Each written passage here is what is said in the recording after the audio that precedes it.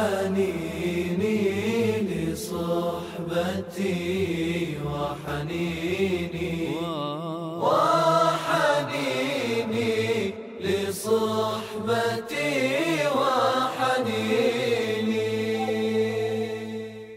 Kita lanjutkan untuk poin berikutnya. Kalau kita menjadi orang tua, apa sih sebenarnya yang diharapkan oleh generasi kita, oleh anak-anak kita di dalam proses melahirkan hadirnya generasi Qur'ani. Yang ketiganya adalah as-sohbah as-solihah. Kita menjadi orang tua harus menjadi sahabat yang baik, menjadi mitra. Seperti kalau kita ngajar menjadi dosen, apalagi di pasca sarjana, di S2 atau ngajar di S3, posisi kita adalah menjadi mitra, menjadi sahabat, menjadi teman. Maka tentu saja posisi kita menjadi orang tua yang diharapkan adalah menjadi pendengar yang baik. Jadi kalau anak kita mengadu, menceritakan sesuatu, jangan kemudian kita merasa tidak perlu, jangan kita merasa tidak penting, jangan kita merasa kemudian kita melihat sesuatu yang tidak perlu lagi. Dengarkan baik-baik, berarti kita harus menjadi pendengar yang baik. Kemudian melibatkan anak dalam pekerjaan di rumah. Urusan di rumah kita memang ada yang bantu. Tetapi kemudian ketika anak-anak kita mengerjakan yang ada di rumah, kita libatkan dengan bahasa kalimat yang baik. Itu hakikatnya itu adalah tarbiyatan lil aulad. Kita adalah sedang membina, mendidik anak-anak kita menjadi anak-anak yang punya empati, punya peduli, punya kepekaan di dalam kerjaan yang menyangkut soal kebutuhan, kecukupan dalam kehidupannya. Kemudian meluangkan waktu untuk bermain bersamanya. Jadi meluangkan waktu untuk bersama-sama keluarga itu adalah sesuatu yang harus kita hadirkan dalam kehidupan keluarga. Sesibuk apapun, luangkan waktu untuk membersamai keluarga, membersamai anak-anak kita untuk bermain bersamanya. Kemudian yang berikutnya adalah memberikan apresiasi setiap usaha yang dilakukan. Apa yang dilakukan sekurang apapun, itu adalah ada nilainya. Berikan nilai terbaik, berikan apresiasi. Kemudian mendukung cita-citanya yang baik. Dia punya cita-cita apa, punya harapan apa. Maka ketika kemudian anak kita itu fokus terhadap keinginannya, dan keinginannya itu baik, akan mendatangkan kebaikan dunia dan akhirat. Terus dukung dan lakukan. Dan kemudian memberikan solusi atas setiap masalah. Apa yang sedang dihadapi oleh anak-anak kita? Apa yang sedang dirasakan oleh anak kita? Fahami dengan baik. Kemudian berikan solusi yang terbaik. Dan tentu saja yang tidak kalah pentingnya adalah mengajak silaturahmi kepada kerabatnya. Kemarin dalam bahasan yang awal sudah kita bahas bahwa qurratul ain, anak yang soleh, anak yang soleha, anak menjadi indah dipandang, nyaman dirasa apabila anak keturunan kita itu ketika cirinya salah satunya adalah ketika bersama dengan keluarganya, anak itu merasa bahagia, merasa senang. Itu adalah tanda bahwa itu adalah qurratul ain. Kemudian apa yang diharapkan, yang dituntut dari orang tua untuk anak-anaknya.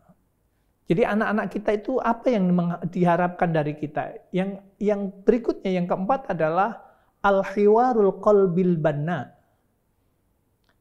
Ada dialog yang konstruktif dari hati ke hati.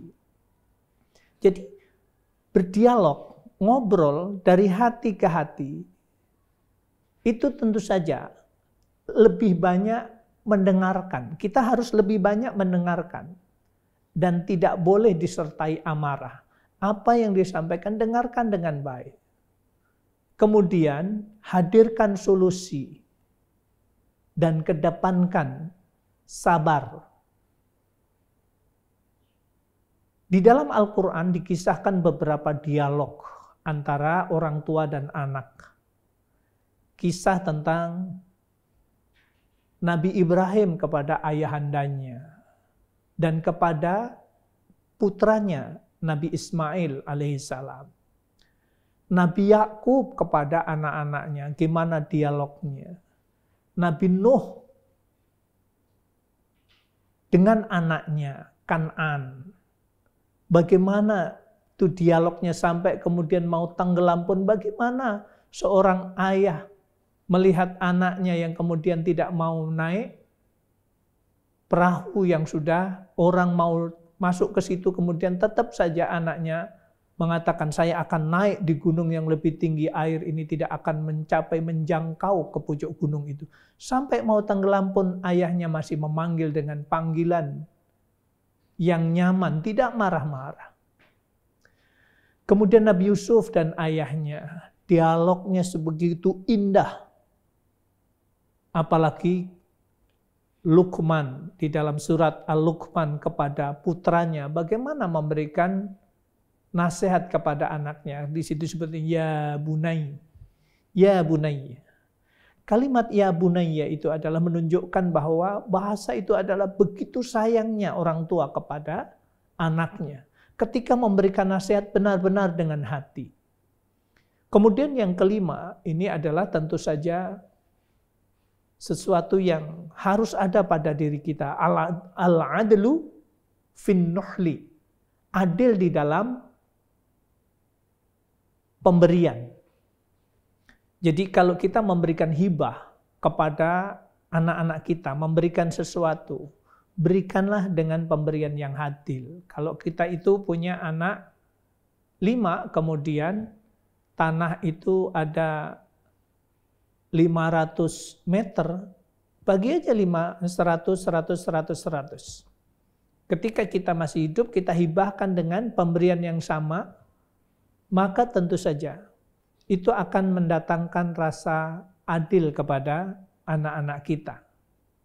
Jadi, i'dilu baina auladikum fin nuhli kama tuhibbuna ayya'dilu bainakum. Bersikaplah adil di antara anak-anak kalian di dalam hibah, sebagaimana kalian menginginkan mereka berlaku adil kepada kalian dalam berbakti dan berlemah lembut. Kita berharap anak kita berlemah lembut, bersikap baik dengan kita. Maka ketika kita itu memberikan sesuatu, berikanlah sesuatu kepada anak-anak kita dengan adil. Namun dalam hal nafkah, keadilan itu adalah mencukupi sesuai dengan kebutuhan masing-masing menurut kemampuan. Sahabat Quran, para pemirsa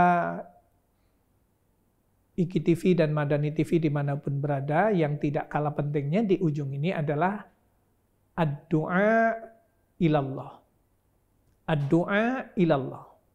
Berdoa kepada Allah. Yang perlu kita dudukkan adalah masyru'iyatu du'a fil hayah. Masyru'iyatu du'a lil usra.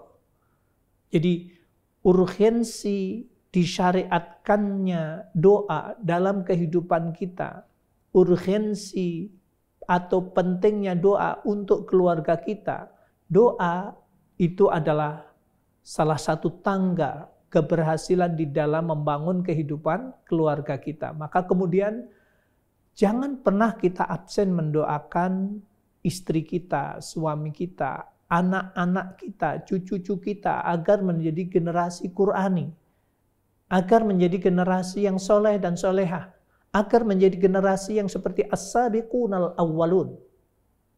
Yang perlu kita dudukkan, kenapa kita sebagai orang tua harus berdoa? Doa orang tua terhadap anak adalah mustajab. Doa orang tua terhadap keturunannya adalah dikabulkan oleh Allah Subhanahu wa taala. Salasun da'awat mustajabat la syakka fihinna. da'watul walid, wa da'watul musafir, wa da'watul mazlum. Jadi 3 doa yang mustajab yang tidak diragukan lagi, yaitu doa orang tua. Jadi orang tua yang mendoakan anaknya itu akan dikabulkan oleh Allah Subhanahu wa taala. Yang kedua adalah doa orang yang sedang bepergian. Sampai ini menjadi budaya ya. Kalau ada tetangga mau berangkat umroh atau berangkat haji, kemudian para berdatangan, kemudian memberikan sangu. Tapi poin sangu yang diberikan kepada tetangga yang mau berangkat haji, yang diberikan itu adalah di balik itu sebenarnya ada harapan. Harapannya apa? Semoga nanti dalam perjalanan orang yang sedang berangkat haji atau sedang musafir kemana saja mendoakan kepadanya. Kenapa? Karena doa orang yang sedang bepergian itu dikabulkan oleh Allah Subhanahu wa taala. Dan kemudian yang ketiga adalah doa orang yang madlum, orang yang dizolimi, itu diijabah oleh Allah Subhanahu wa taala. Maka kemudian yang kita kenal doa Nabi Ibrahim alaihissalam mendoakan terhadap keturunannya, Rabbi habli minas salihin. Ya Allah ya Rabb, anugerahkanlah kepadaku seorang anak yang termasuk orang-orang yang soleh. Jadi berilah keturunanku menjadi generasi yang soleh dan solehah. Ini adalah doa yang dipanjatkan oleh Nabi. Ini Nabi memberi contoh berdoa kepada Allah Subhanahu wa taala. Jangan sampai kita Nabi bukan, Rasul bukan, orang pilihan Allah bukan, yang sejajar dengan Rasul, dengan Nabi juga bukan, tapi kita tidak berdoa, tidak memohon kepada Allah. Bagaimana keturunan kita ketika kita tidak mohon kepada Allah? Artinya kalau Nabi saja berdoa, berarti kita harus lebih banyak memohon kepada Allah. Rabbi ja'alni muqimas shalah wa min dzurriyyati Rabbana taqabbal du'a. Ya Tuhanku, ya Allah ya Rabb, jadikanlah aku dan anak cucuku orang-orang yang tetap mendirikan sholat. Subhanallah. Ini doa Nabi Ibrahim alaihissalam terhadap keturunannya. Luar biasa. Agar keturunannya dijadikan generasi yang tetap menegakkan sholat. Generasi yang doanya diterima oleh Allah. Rabbi ja'al hadzal baladan amina waj'nubni wa baniya an ta'budal asnam. Ya Allah ya Rabb, jadikanlah negeri ini, negeri Mekah ini, negeri yang aman, dan jauhkanlah aku serta anak cucuku daripada menyembah berhala-berhala. Subhanallah. Sahabat Quran, para pemirsa Madani TV yang dirahmati oleh Allah Subhanahu wa taala, bahasan inilah poin-poin penting dalam perjalanan kehidupan kita, sehingga poin-poin ini harus kita fahami dan itu harus menjadi kita, menjadi diri kita. Maksudnya adalah bahasan yang tadi itu harus kita tampilkan dalam kehidupan kita ketika kita menjadi orang tua. Kenapa? Karena memang itulah yang diharapkan, dibutuhkan oleh anak-anak kita. Baik, para pemirsa yang dirahmati oleh Allah Subhanahu wa taala, berikutnya ini sudah ada pertanyaan yang masuk. Yang pertama dari Ahmad Yunus dari Jakarta. Apakah sebaiknya anak dimasukkan pondok biar maksimal ilmu agamanya dan akhlaknya? Mulai usia berapa sebaiknya anak dimasukkan pondok atau masukkan boarding school? Baik, terima kasih pertanyaan ini bagus sekali, karena belakangan ini dengan kasus maraknya yang ada di Garut, boarding school di Garut, berbias kepada yang lain, akhirnya orang-orang yang membuli tentang pondok pesantren, tentang boarding school itu terus bergulir. Tapi saya ingin dudukkan bahwa itu adalah oknum, ya, yang melakukan itu adalah boarding school, oknum ustadz yang melakukan sesuatu yang tidak sepantasnya kepada santri-santrinya. Ini yang saya ingin sebutkan, bahwa itu adalah yang melakukan itu adalah indikasinya adalah pesantren atau boarding school Syiah yang di dalam ajarannya diantaranya adalah nikah mut'ah. Itu adalah sesuatu yang dihalalkan, sesuatu yang baik. Sehingga salah satu kasus di Garut ini adalah jelas anak ini melakukan hubungan dengan ustadznya dan kemudian sampai hamil, begitu hamil pulangkan, begitu pulang sudah melahirkan, dikembalikan lagi di pondok itu, di pesantren itu, dan kemudian ustadznya melakukan hubungan lagi dengan santri itu juga.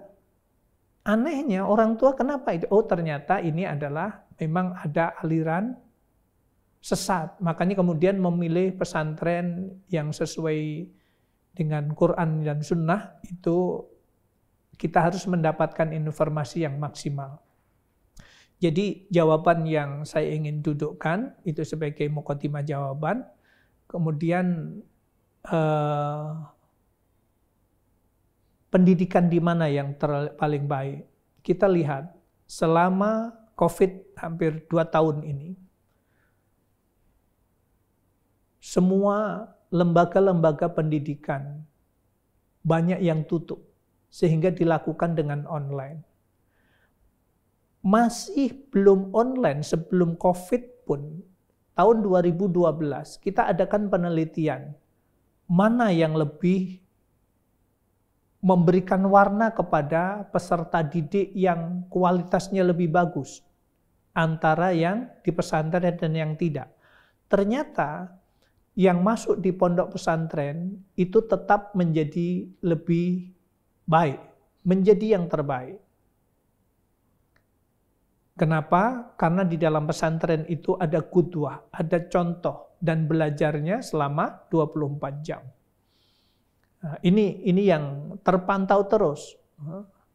Apalagi ketika COVID ini tentu saja menjadi sesuatu yang menjadi lebih bagus.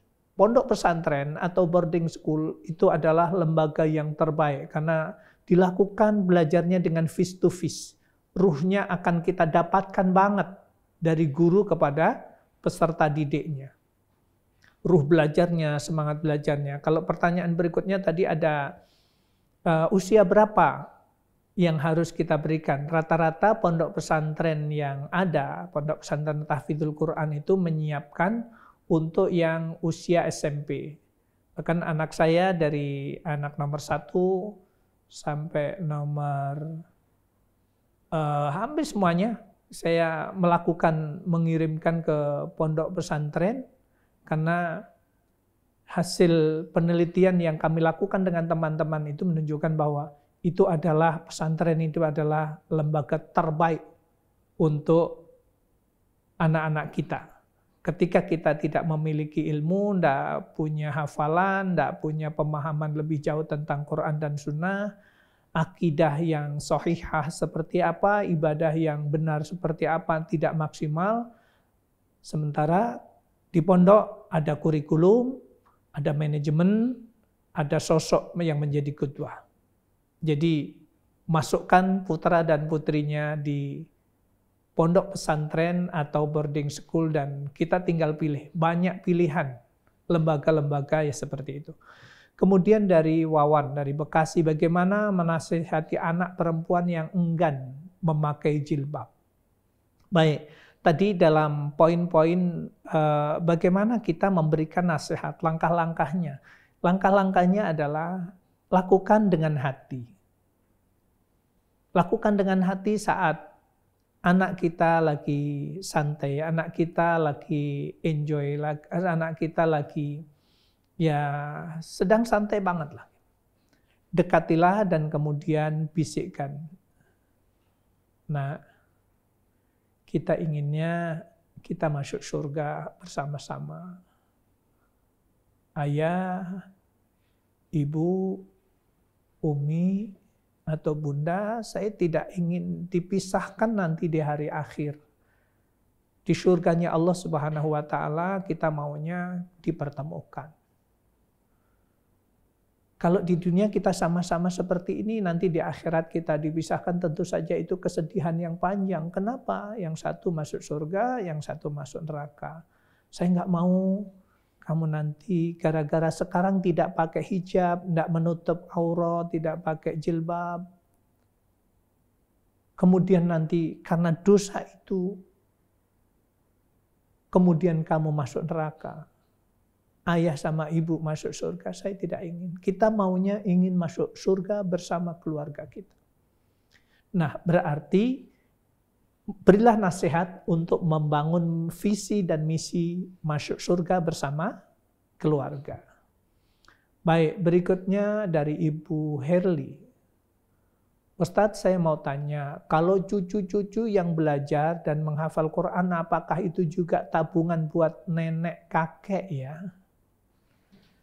Tentu saja bagi kakek dan neneknya, ketika cucu kita itu soleh dan soleha, harta yang ada di tangannya, jabatan yang sedang didapatkan, diamanahkan kepadanya, atau apapun yang dimilikinya, dia akan berpikir bagaimana ini bisa hadir kebaikan ini untuk ayah dan ibunya, untuk kakek dan neneknya. Maka kemudian, insya Allah, memang secara khusus bagi anak yang hafal Quran, itu akan mendatangkan kebaikan kepada ayah dan ibunya, memberikan mahkota kepada ayah dan ibunya. Bagaimana kita sebagai kakek dan nenek? Tentu saja, kita sebagai kakek dan nenek, kita harus ambil bagian. Ketika anak kita cucu kita dimasukkan pesantren atau sedang menghafal Quran, ambillah kita bagian untuk mendoakan, memberikan dukungan. Maka kemudian ketika cucu kita itu hafal Quran, karena kita sudah ambil bagian di dalam cucu kita menghafal Quran itu, pahalanya juga kita akan sampai kepada kita. Bahkan seingat saya, ini Masya Allah, saya ingat mertua dari Ustadz Syihabuddin, pengasuh pondok pesantren Ishkarima Karanganyar di Solo. Itu salah satu pendukung besarnya adalah mertuanya. Dari sebelum menjadi mertua sampai menjadi mertuanya. Siapa dia? Dr. Tunjung. Saat kajian dalam keluarganya, Dr. Tunjung mendengarkan kajian itu. Poin kajiannya itu yang ditangkap adalah ketika orang tua itu anaknya hafal Quran, nanti di hari akhir Allah akan berikan tajul karamah, mahkota kemuliaan kepada ayah dan ibunya, di pakaian-pakaian kebesaran kepada ayah dan ibunya, karena sebab anaknya yang hafal Quran. Kemudian saat itu terucap Dr. Tunjung itu, Ustadz, saya ingin nebeng masuk surga. Karena anak-anak saya sudah besar-besar, kalau saya nyuruh untuk ke pondok pesantren, anak saya sudah jadi dokter, tidak mungkin lagi. Malah satu saat kalau saya nyuruh untuk masuk pesantren 1 bulan saja anak saya, dia bilang malah kemudian, ayah saja yang sudah tua masuk pesantren, saya yang muda nyari nafkahnya untuk ayah. Malah saya yang disuruh untuk masuk pesantren. Tentu saja, kemudian Dr. Tunjung mengungkapkan, kalau ada anak yang hafal Quran, saya ingin nebeng nanti masuk surga dengan anak yang hafal Quran itu. Gimana caranya? Dia keluarkan infaknya setiap bulan. Dan ini ratusan juta, bukan puluhan juta. Setiap bulan keluarkan ratusan juta untuk mendukung pondok pesantren ini. Baik untuk kebutuhan santrinya, kebutuhan ustadznya, kebutuhan fasilitas pondok pesantrennya, bangunannya. Beliau menitipkan setiap bulan mengeluarkan hartanya untuk para penghafal Quran ini, inginnya adalah nebeng masuk surga. Ini luar biasa. Apalagi jelasin cucu kita. Kalau cucu kita masuk pondok pesantren, kalau kita ada rezeki, ya titipkan. Kita ambil bagian, prinsipnya ambil bagian di dalam proses pembinaan terhadap cucu kita. Atau siapa saja, orang lain pun juga akan menjadikan sebab datangnya kebaikan untuk kita. Seperti istrinya Fir'aun, Asiyah radhiyallahu anha, dijamin masuk surga. Salah satu sebabnya itu adalah selain akidahnya benar, mempertahankan akidahnya, di antaranya termasuk adalah mengangkat Nabi Musa sebagai anak angkatnya, dididik, diurus, sampai kemudian menjadi pemuda yang kekar badannya, kokoh imannya, yang kemudian Allah takdirkan menjadi seorang nabi. Jadi Nabi Musa alaihissalam akidahnya menjadi benar, akhlaknya menjadi baik, dia menjadi pejuang mendakwahkan Islam. Itu semuanya adalah diantaranya yang paling besar perannya, peran Asiyah radhiyallahu anha, ibu angkatnya di dalam proses mendidik Nabi Musa alaihissalam. Baik, berikutnya dari Ustadz Nanang Bekasi. Ini kemarin sempat tertunda Ustadz, karena sudah habis waktu sehingga belum terjawab. Sekarang alhamdulillah ini masuk pertanyaannya, bagaimana kita membangkitkan semangat anak untuk belajar di pesantren. Tapi anak tersebut mempunyai stigma yang kurang baik tentang pesantren seperti yang terjadi di akhir-akhir ini. Baik, terima kasih Ustadz Nanang. Memang yang terjadi akhir-akhir ini kemudian dipakai alat bulian, alat untuk mencibir, merendahkan pondok-pondok pesantren sebagai tempat yang tidak layak, tempat yang tidak baik dalam pendidikan anak kita. Itu stigma-stigma itu terus dikembangkan. Dalam rangka apa? Sebenarnya itu adalah upaya membuat rancu terhadap pemikiran kaum muslimin. Kita tahu bahwa, coba bandingkan saja sederhana. Kalau belajar sekarang di sekolahan, maksimal 2,5 jam. Pulang, masuk jam 8, pulang jam 10. Selebihnya online. Online itu kekuatannya 1 atau sampai 1,5 jam saja belajarnya. Atau bentuknya separuh anak masuk kelas, separuh anak itu belajar di rumah dengan online. Kita akhirnya betul sedih betul. Kondisi sekarang itu belajar dengan online, ilmunya nanti yang didapat ilmu online. Coba bandingkan. Ketika 1,5 jam belajar dengan online, berapa lama main gamenya? Bisa 2 jam, bisa 3 jam, bahkan lebih. Karena sudah menjadi kebiasaan. Ini yang berdampak. Tapi kalau di pondok pesantren, semua handphone dilepas. Harus ditinggal di rumah. Fokus belajar. Offline. Sehingga ruh di dalam proses belajar mengajar sampailah kepada peserta didik. Dan kemudian ada qudwah, ada kiainya, ada sosok yang menjadi ayah, menjadi orang tua di pesantren atau di boarding school itu.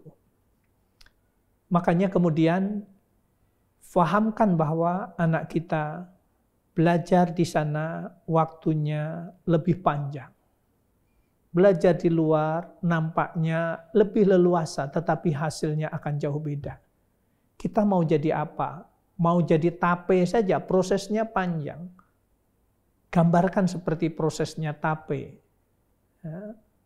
Bagaimana prosesnya itu akan menjadi inspirasi bagi anak kita untuk memiliki semangat belajar di pesantren. Baik, izin bertanya Ustadz, mana yang lebih baik? Apakah kita mengajarkan Islam dalam hal ini mengenalkan Allah dan Rasul-Nya lebih dahulu, atau kita mengajarkan Al-Quran terlebih dahulu? Karena saat ini banyak sekali pendidikan Islam, sebagai contoh sekolah tahfidz, sudah mengajarkan hafalan Quran terlebih dahulu, baru kemudian mereka belajar Iqra. Baik, ini dari Adi dari Jakarta. Terima kasih pertanyaannya. Kalau pertanyaannya mana yang lebih dulu, sebenarnya semuanya ada cara ya. Semuanya lembaga-lembaga itu ada cara sendiri. Ada yang menyebutkan sudah belajar membacanya, ada yang sambil jalan, sambil menghafal, kemudian sambil di waktu kali yang lain diajarkan baca Iqra-nya. Di TKA TPA seperti itu. Atau yang kemudian rumah tahfidz. Ada yang mengedepankan lebih kepada pendengaran. Ada istilah metode tanzil, metode malaikat Jibril mengajarkan kepada Rasulullah itu tidak membaca dulu, tetapi menghafal dulu. Karena mengacu ke sana, maka itulah yang dipakai. Enggak salah juga, yang penting bacanya benar, kemudian bisa hafal. Toh kemudian dalam sejarah belakangan juga kita kenal di Bosnia Herzegovina saat menjadi bagian negara Uni Soviet di bawah kekuasaan Uni Soviet, Bosnia itu adalah dilarang orang Islam memiliki Al-Quran, sehingga rata-rata di sana pengajarannya semuanya adalah menghafal. Maka kemudian ada ciri, kalau di Bosnia itu ada orang pakai kopiah putih, kemudian diikat kopiah merah, kemudian diikat dengan surban atau kain putih, itu menunjukkan orang itu adalah seorang ustadz, seorang yang hafal Quran. Maka kemudian tidak ada salah juga mengajarkan hafalannya dulu, dan kemudian sebenarnya akidah yang benar itu sebenarnya sambil menghafal itu di sela-sela waktu pun juga ada kajian, ada materi yang disampaikan. Jadi itu soal teknis saja sebenarnya, manajemen masing-masing lembaga. Ini pertanyaan terakhir dari Saudari Rina Denpasar, Bali. Saat ini saya sangat khawatir terhadap akhlak anak-anak saya karena kami tinggal di lingkungan yang buruk dan akhlak masyarakat di lingkungan kami sangat rendah, yang mana tidak menunjang peningkatan akhlak yang baik. Saya bingung apakah saya harus terus berusaha untuk tetap sabar dan mengingatkan mereka dengan lembut, atau saya harus bersikap keras untuk mengajari mereka akhlak yang baik. Baik, memang proses untuk pendidikan akidah yang benar, akhlak yang baik, ibadah yang baik itu adalah kata kuncinya tetap saja pada kita sebagai orang tua, ayah dan ibunya. Ketika kita memang mewarnai anak kita itu dengan akidah yang benar, akidah sahihah, kemudian sahihul ibadah yang sahih, ibadah yang benar, kemudian kita dalam kehidupan lingkungan keluarga kita warnai dengan akhlak yang baik, insya Allah keluar juga akan menjadi baik. Dan kita tidak usah khawatir dengan lingkungan, karena kehidupan Nabi Muhammad SAW terdahulu juga hidup di lingkungan yang jahiliyah, masyarakat yang jahiliyah, masyarakat yang kita kenal. Kenapa saat itu disebut jahiliyah? Yang pertama adalah ya'budunal asnam, menyembah berhala, menyembah kepada selain Allah. Kemudian ya wa ya'idunal banat, semua pemerintahan saat itu menyebutkan bahwa memiliki anak perempuan adalah itu aib, maka harus dikubur hidup-hidup. Jadi kalau dikubur itu namanya orang nyawanya sudah lepas, berarti mati, baru dikubur. Tapi kalau ya'id wa ya'idunal banat, saat itu bentuk kejahiliannya adalah mengubur anak perempuan hidup-hidup.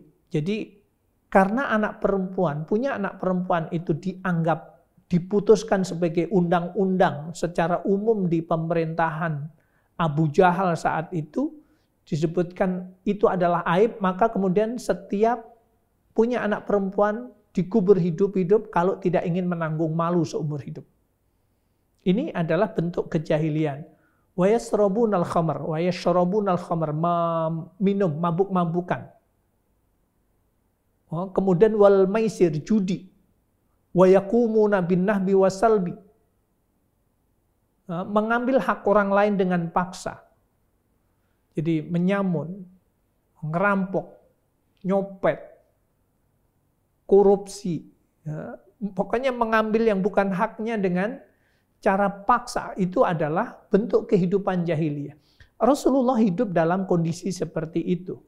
Tetapi kemudian memang Allah Subhanahu wa taala sangat berperan di dalam membimbingnya. Tentu saja sosok-sosok nabi yang lain juga banyak contoh seperti itu, dan kemudian peran keluarga inilah yang akan menentukan. Jadi jangan salahkan lingkungan, walaupun pendidikan itu adalah, kalau dalam bahasa, ada pendidikan di rumah, ada pendidikan di sekolah, ada pendidikan di lingkungan masyarakat. Kalaulah di masyarakat warnanya kurang bagus, kalau kita bisa pindah-pindah di lain tempat yang bisa mewarnai dengan baik. Karena setahu saya di Bali ada lingkungan yang sangat bagus sekali, komunitas kaum muslimin di sana, kebersamaan di dalam memakmurkan masjid cukup besar. Ketika walaupun tempat kita di tempat sekarang, kemudian anak kita sekali waktu kita ajak hadir untuk iktikaf bersama, ngaji bersama di tempat itu adalah akan memberikan warna, menjadi hamasah, menjadi bentuk untuk menyemangati kepada anak kita agar memiliki warna yang baik, warna akidahnya benar, warna akhlaknya baik, warna ibadahnya juga baik. Baik para pemirsa yang dirahmati oleh Allah, sahabat Quran, IKTV dan Madani TV dimanapun berada, bagi para pemirsa yang ingin mendapatkan materi kajian dalam bentuk PDF, silahkan menghubungi nomor kru IKTV 0813 8968 0887. Sekali lagi 0813 8968 0887. Baik para pemirsa yang dirahmati oleh Allah Subhanahu wa taala, di ujung acara ini tentu saja yang pertama saya mengucapkan terima kasih sudah ikut bergabung dalam kajian keluarga, dan insya Allah akan kita lanjutkan materi-materi berikutnya yang termasuk membangun keluarga yang lebih baik, membangun keluarga Qurani. Dan tentu saja saya mengajak kepada para pemirsa IKTV dan Madani TV dimanapun berada untuk ambil bagian di dalam membangun Masjid Jaidi yang sekarang insya Allah dalam proses menyiapkan tempat untuk kubah, tetapi kubah masjid ini belum selesai, artinya uang untuk pembelian belum tercukupi untuk pelunasan. Maka saya mengajak kepada pemirsa semuanya untuk wakaf di awal tahun, sedekah di awal tahun. Kita berharap semoga tanggal 1 ini, tahun 2022 ini, menjadi momen bangkitnya kehidupan keluarga kita, bangkit ekonominya, bangkit ibadahnya, bangkit semuanya. Sehingga yang kita harapkan, setiap yang kita sedekahkan bermanfaat untuk keturunan kita, untuk keluarga kita. Setiap yang kita wakafkan, kita infakkan, sedekahkan juga bermanfaat untuk ayah dan ibu kita, baik yang masih ada atau yang sudah mendahulu kita yang sudah di alam barzah. Semoga ini menjadi terus mengalir kepada diri kita dan keluarga kita kebaikan-kebaikannya dan membawa berkah kepada kita semuanya. Jadi sekali lagi saya mengajak kepada semua pemirsa untuk ikut ambil bagian menyelesaikan pembangunan Masjid Jaiti yang ada di Kabupaten Tulungagung, Jawa Timur ini. Kurang dan lebihnya mohon maaf yang sebesar-besarnya. Saya dan seluruh kru Madani TV dan IKI TV mohon undur diri. Subhanakallahumma bihamdika asyhadu an la ilaha illa anta astaghfiruka wa atubu ilaik. Assalamualaikum warahmatullahi wabarakatuh.